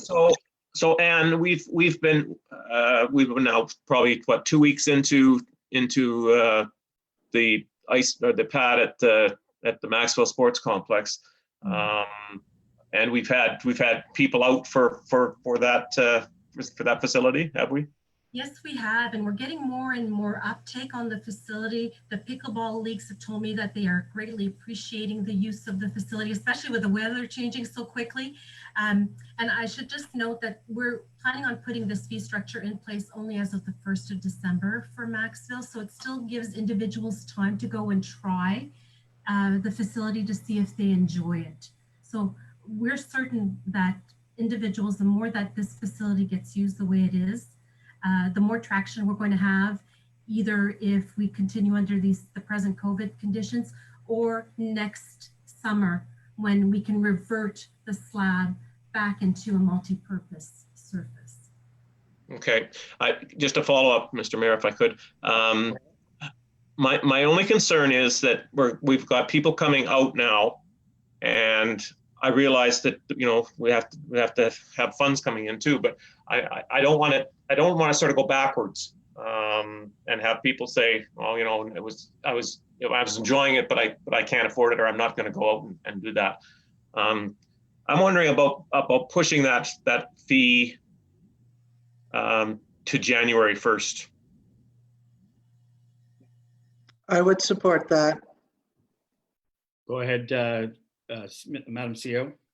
Yes, I just want to comment. I think the thing that's being missed is the dome. So it's important to note that no one is using the turf of the dome.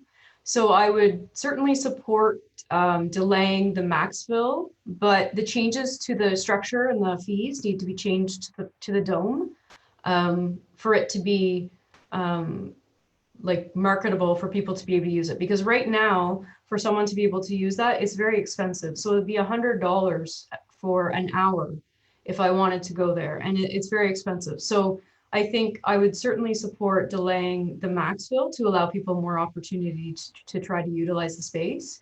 But if we can change the fees for the Max or the Dome as of November 1st or December 1st, that would be better. Okay. Is everybody okay with that proposal? Yes. Okay. Yeah. So one more point, Mr. Mayor, if I could. Yep. I'm wondering if we should be charging for the track in Maxville, basically painted lines on cement. Should we be charging the same fee as what we're charging for the track at the Dome? It's really not the same thing, right?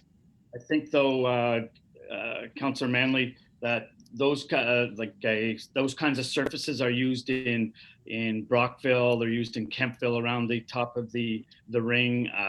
Yes, it's a pretty good surface in Alexandria, and I'm not opposed to that, but I mean, it is still a place for people to walk in the. Yeah, no, that's true. Yeah, okay. Any other comments? Deputy Mayor. Perhaps, Anne, you can just keep us updated as to whether when fees do start applying, presumably in January the 1st at the Maxwell Sports Complex, if usership drops off, I think to Jeff's point, we will have to reassess.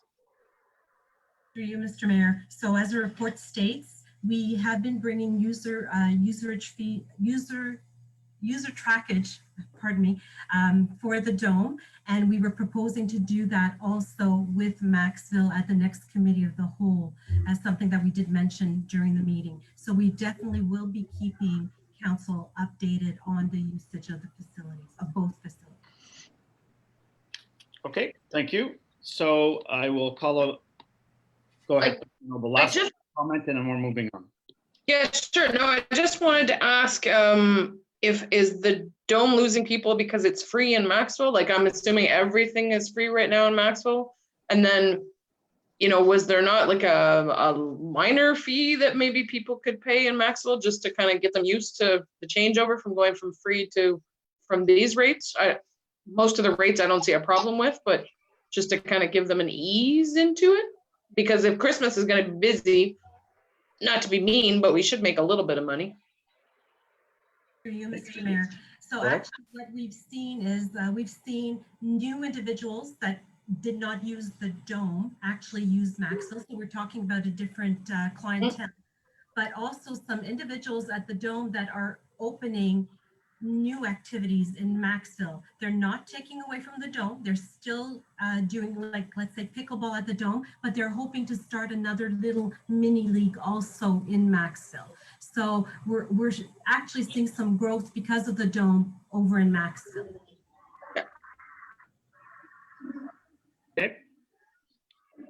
Okay, so I think the proposal on the table is January 1st at this point, and for us to go to that rate proposal at the Dome for the multi-surface. All those in favor of the motion? Motion is carried. Thank you, Mr. Mayor. Okay, moving on to, we have an update just on COVID. So I'll ask Anne to give us that update. Thank you, Mr. Mayor. As you know, Dr. Paul issued Section 22 orders on Friday evening that became effective as of 11:59 on Sunday. Just to reassure the population, at the Tim Hortons, there has been no change as to the occupancy. The maximum capacity still remains at 50 individuals. At the Glengarry Sports Palace, there is no change for the arena portion of the facility. Maximum capacity still remains at 50 for the ice, and it is also 50 for the bleachers. Emails were sent out to all of our ice users the minute we heard about the difficulties that Dr. Paul had with those orders on Friday night. and we followed up with the ICE users to let them know that it was still status quo as of Saturday. We were able to speak with Nick Hutt from the Eastern Ontario Health Unit to clarify the situation. So that was done. So that actually relieved our ICE users. At the Maxwell District Sports Complex, there are no changes at the level of the multi-sports pad. Again, it's 50 individuals for the multi-sports surface, and the capacity in the bleachers remains at 50. Where we do see changes, though, are in any physical fitness classes that we were giving in our community halls. So the halls themselves can still have up to 50 individuals in them. But if we are hosting a fitness class, like the township runs a yoga program, that goes down to 10 individuals plus the coaches or the assistant instructors. So we're working right now to modify our yoga program. It's going to be a hybrid program. We're offering the 10 spaces to individuals that have poor connectivity or no computers at home, and the rest of the population will be migrating over to Zoom. And we had that discussion on Saturday morning with the yoga participants, and they were pleased with that because they wanted to continue the activity. So they're happy with that hybrid model.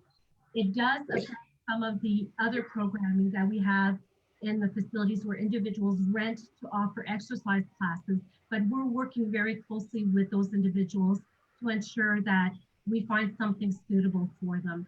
So in one case, what we've done is we know that this is for a 4-week period, and we're hoping it's going to be temporary, that we're going to be able to return back to the way we were offering programming. We're offering them 2 hours of rental instead of 1 hour of rental. We're not increasing the price, just so that they happen to have 20 individuals. That way they can accommodate the 20 individuals over 2 separate hours of rental. So basically that's the report that I wanted to share with you.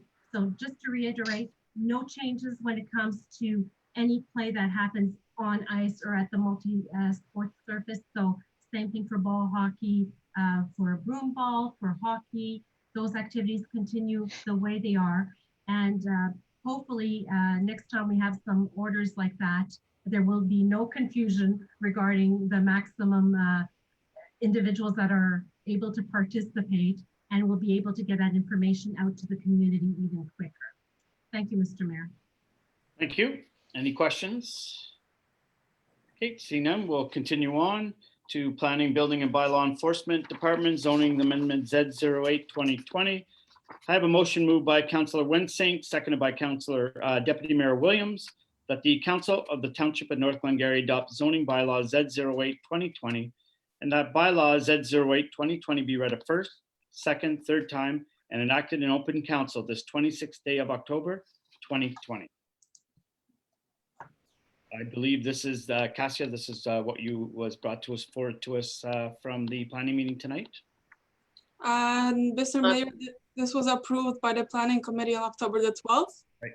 It's an agricultural zoning amendment linked to a severance. So it was approved by the planning committee on that date, October 12th, and I received no further comments from the public. Okay, questions from members of council? None. All those in favor of the motion? Motion is carried. Thank you.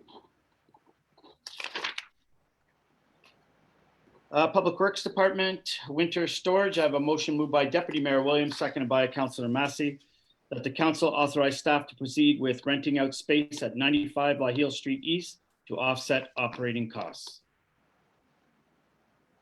This, I believe we had at our committee of the whole meeting. Are there any questions? Seeing none, all those in favor of the motion? Motion is carried.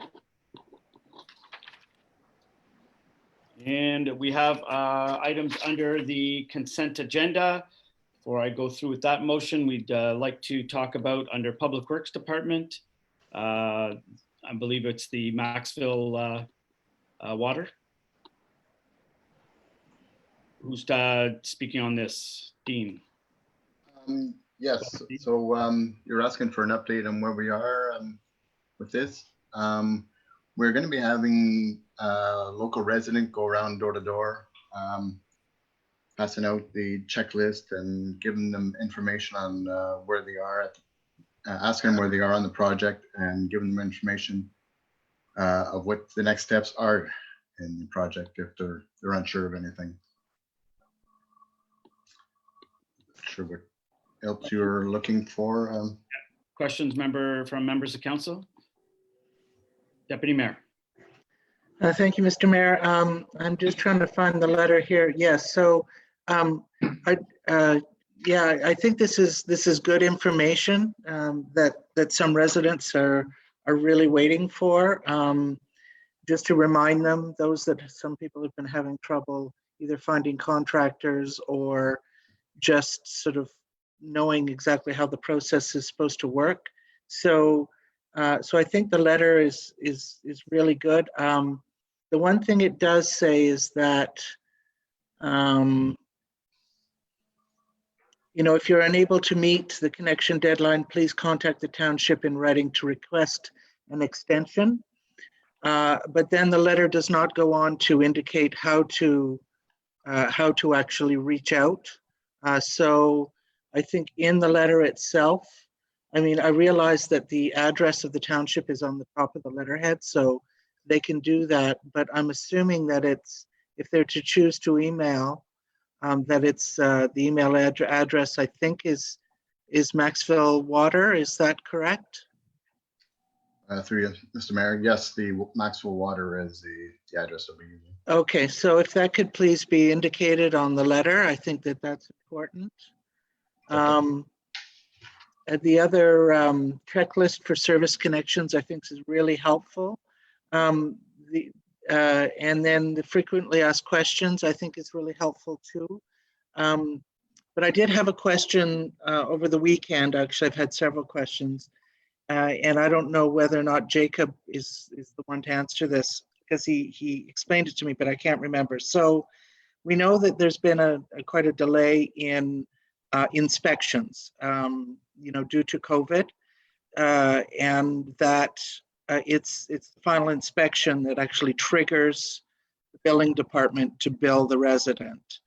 So my question is, because I had this question, so they connected 6 months ago and have not had an inspection, and just recently, last week, I believe, had the inspection. So they've got 6 months worth of water use. Does that mean they're going to have one big whopping bill? I believe that it was as of the date that it was inspected, but go ahead, Jacob. I think that's what we had discussed. Yeah, the actual date of connection is the date that we do the final inspection. Yes, that's what it is. But what we do, all the over usage, like they're allowed to have on their first bill, technically they're allowed to have 30 cubic meters of water usage for their first bill. So if they are over that 30 cubic meter, which if they're connected for 6 months, they probably are, what we do is we charge everything above that 30 cubic meter as over usage at, I think it's $1.94 a cubic meter. So if you've been connected for the last 6 months, we get there and your meter shows 60 cubic meters. So what we do is your first flat fee, so your first invoice from the township will be at regular rate, so $66, but the extra 30 cubic meter that you have used, you are charged only that 30 cubic meter at $2 extra charge, or $1.94 per cubic meter extra. So at the end of the day, the people that have been connected for a long time, it's good for them. They get, yes, they do get a bigger bill, a larger bill because of their over usage, but it's a lot cheaper than if we would have gone back to the original date that they would have been connected. Now, the problem with doing that also is we do not know when they were connected because we kind of stopped doing the inspections during COVID. So that's what we decided was the best way to go. Up to now, it has not created any issues. Most of the people, when we explain how we do it, they're happy. And just like I believe I discussed that at Committee of the Whole, but at the end of October, we should have everybody that have been connected for a long time, everybody should be inspected. So by that date, after like in November, basically, everybody that we inspect should be fairly a new connection. So we will not have that issue anymore. But yeah, it's that's what we have decided that we did, and I believe everybody was on board, and for now it's working really well. Yeah, if I may, Mr. Mayor, just to follow up, it's just, I don't know that there are problems per se with that. Just there's been some confusion. There's no doubt about it. And you know, I'm still a little bit confused. So if somebody has been connected and using water for the last 6 months, they're only, and let's say last week they got inspected, so they are going to be only charged for the basic water use for that month, right? Plus all the overusage. Plus all the overuse. But how do you know what the overuse is when you don't know when they connected? Well, we know what the overuse because we read it on the meter. The meter says 60 cubic meter has been used up to now, lifetime for that meter. So we know how much water they use. We just don't know when the meter was connected. Okay, so the minute they go over 60 cubic meters, which they would fairly quickly. Well, the minimum would be it would be 30 because you're allowed to 15 cubic meter per month, but they get charged every 2 months. So if they are over 30 cubic meter, they will be charged extra usage. So that could be a significant bill itself. It could be, yes. If you've been connected for like someone, I believe the biggest one we've seen up to now was 100, something like that. So he was charged for 70 cubic meters at, let's say, $2 a cubic meter. So that's $140, but it's a lot less than being charged for 6 months at $66 a month. So yes, it is a larger bill, but it's a lot cheaper than if we would have, like, if we would go backtrack and figure out the date, because the problem is we don't know what the date is. And like, technically speaking, they could say I was just connected last week and we have no way to know. So that's why we decided to go like that. Yeah. So I don't know. I'm just thinking, you know, in a complex situation, which this has been, why are we not just making it simple and just charging them as of inspection? So we don't have to go trying to explain a rather complex scenario to people. It's just to be fair also. Like, if you've used a lot of water, you should be charged a little bit more, I guess. I don't know. That's what we decided. And to be honest, like, yeah, there is confusion, but there will always be confusion, and we're there to explain how we were doing things. And it's like, as far as we're concerned, it's really not an issue. And when we explain it to the people, they're all good with it, really. Okay, well, I've had a couple emails where there's been some confusion. So, Deputy Mayor, I'm sure there will be some confusion. I mean, there would be confusion the other way, but again, fair is fair. We have water pumping through Maxville. People have been connected. They are receiving basically 2 months for free. That I think we need to start collecting. So I think the fact that you know, most people, we haven't had any complaints directly after it's been explained to them, and that it's, you know, $140. I think it's more than fair. Okay, just one final thing is, is there any way to, on either the quick facts sheets or something, do a very quick explanation of that as to sort of, if I've been connected, what is my bill going to be? I'm just wondering if there's any way of a quick explanation on there. Save you a lot of phone calls, save me phone calls. That would be helpful. We could, but the phone calls you're getting, really, you should just transfer them to me, and I will gladly explain it to them, because it's no, I have. It's really, we definitely could, but it's not something I see as a big issue, but anyway, it's not my final decision. Councillor Wensink, you have your hand. Yeah, I just wanted to say, I think you're doing a great job, Jacob. I'm very glad to hear that we'll be caught up on all the inspections by the end of October. And I think because of COVID, it's been very challenging, and you found a way that I believe is fair, because those who are not paying for their water are only being charged for above average use. And it's a way to at least recover a little bit of the costs that we're losing because of COVID. So I think it's a fair system, and I'm glad to hear that you're explaining it. Each case is individual. So as you go to each household to do the final inspection is your opportunity to answer questions and explain to the homeowners. So thank you for your hard work. Okay, thank you. Are there any Welcome. questions? Seeing none. Okay, that wasn't nope, that was just an information. Okay, I have a motion moved by Councillor Massey, seconded by Councillor Noble, that the Council of the Township of North Glengarry receives the items from the consent agenda for information purposes only. All those in favor? Motion is carried. And I have a motion, a move by Councillor Noble, seconded by Councillor Manley, that we proceed in closed session, legal, as this matter deals with advice that is subject to a solicitor-client privilege, including communications necessary for that purpose. They may be discussed in closed session under 239(2)(f) of the Ontario Municipal Act, and adopt the minutes of the Municipal Council closed session meeting, October 13th, 2020. All those in favor? Motion is carried. I'd like to thank all members of staff and council and everyone watching on Facebook tonight. We will be going in camera, and I hope you have a good evening. Thank you.